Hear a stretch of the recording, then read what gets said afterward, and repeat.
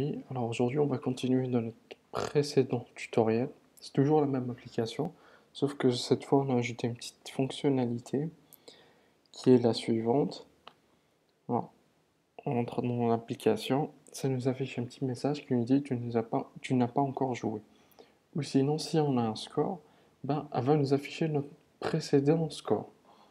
Donc, on va essayer, on va jouer. Championnat d'Algérie, Alger, Paris, Honda, mais n'importe quoi. Marseille. Partie terminée, tu as eu 3 bonnes réponses, ok. Et là, pam, voilà, ça nous affiche ton dernier score et de 3 bonnes réponses. Donc, même si on quitte l'application complètement et qu'on revient, ben, l'application nous affiche toujours notre dernier score. Alors, c'est ça ce qu'on va faire aujourd'hui. Bon, on va supprimer l'application et installe. Ok, super. Voilà, maintenant on n'a plus d'application. Donc, on retourne à notre projet.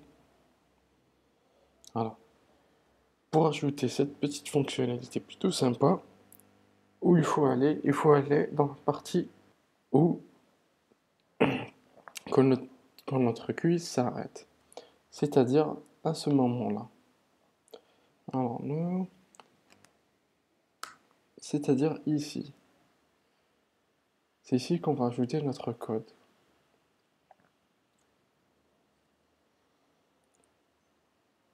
Juste avant l'affichage. Donc pour cela, c'est facile. On va créer un objet qui s'appelle du type Child Preferences. C'est cet objet qui va nous permettre d'enregistrer les informations au niveau de notre application. Alors,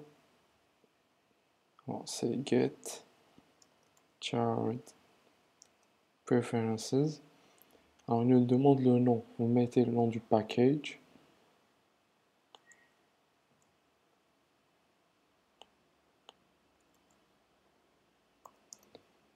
Et aussi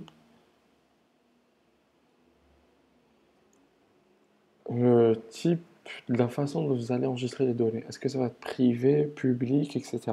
Dans notre cas, on va mettre private.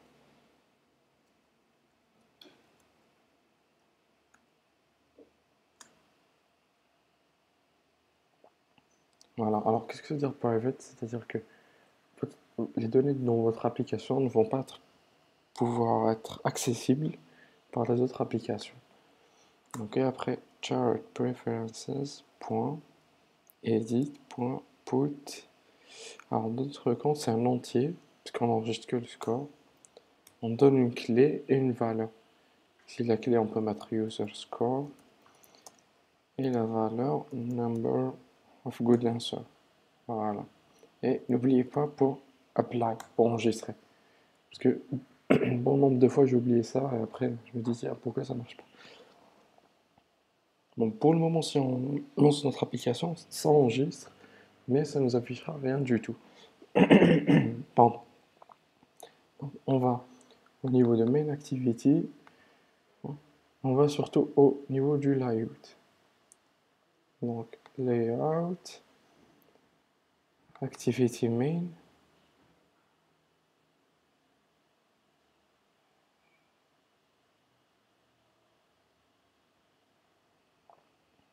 Là, on ajoute un text view ici. On le fait un peu plus grand. On met au milieu. On met text color black. Text size. On va mettre 14. Text style, du bold. Allez, on va mettre du bold. Alors, on n'a pas aussi une autre propriété qui s'affiche ici. Je ne sais pas si c'est un bug, mais on va le faire depuis le code, qui est autre que text alignment, et vous sélectionnez center. Voilà, super. Oui, mais il ne faut pas oublier aussi de cliquer ici pour ajouter les contraintes. Voilà. Donc, maintenant, ce qu'on va faire, bon, on affiche un message par défaut. Tu n'as pas encore joué. 3 petits points. Voilà. Bon, on agrandit hop. Non, ça va s'accepter. On va encore jouer. Et on retourne à Main Activity. Alors, maintenant, ce qu'on va faire, c'est récupérer le score qu'on a enregistré auparavant et l'afficher. Bon, il y a deux moyens de le faire. On peut le faire ici, au niveau de la méthode onCreate. Mais le problème, c'est qu'après avoir fini la partie, quand l'utilisateur retourne à Main Activity, le score ne va pas se rafraîchir. Il faut utiliser une autre méthode qui s'appelle onResume. On, donc il vaut mieux l'écrire comme ça. OnResume, voilà. Attendez. Voilà. Donc, onResume, elle est appelée à chaque fois que notre activité s'affiche. C'est-à-dire, si on va après, on clique sur jouer, on termine notre partie et on revient, ça réaffiche, ça relance la méthode onResume. Donc c'est ici qu'on va récupérer notre score.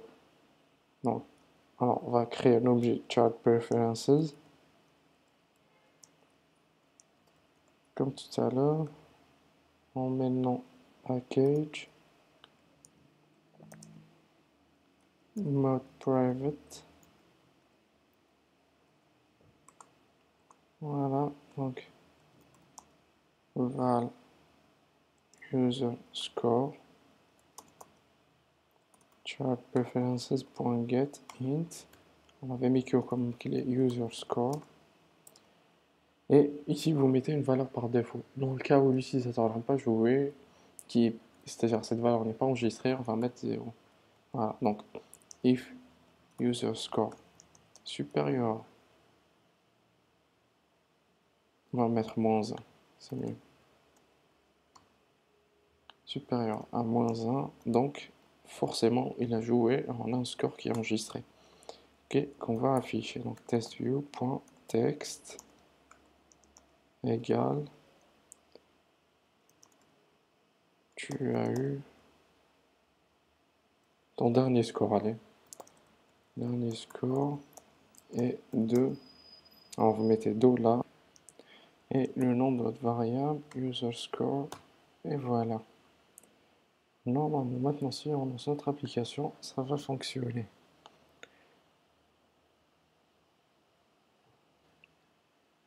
Alors voilà, ici ça nous affiche, tu n'as pas encore joué, c'est normal, on n'a fait aucune partie. Donc on va sur jouer, on fait n'importe quoi, hop, hop, hop, hop. Voilà, tu as eu une bonne réponse, ok. Ton score est de 1. Ou on peut mettre comme auparavant, c'était tu as eu une bonne réponse. Alors voilà pour aujourd'hui, à la prochaine.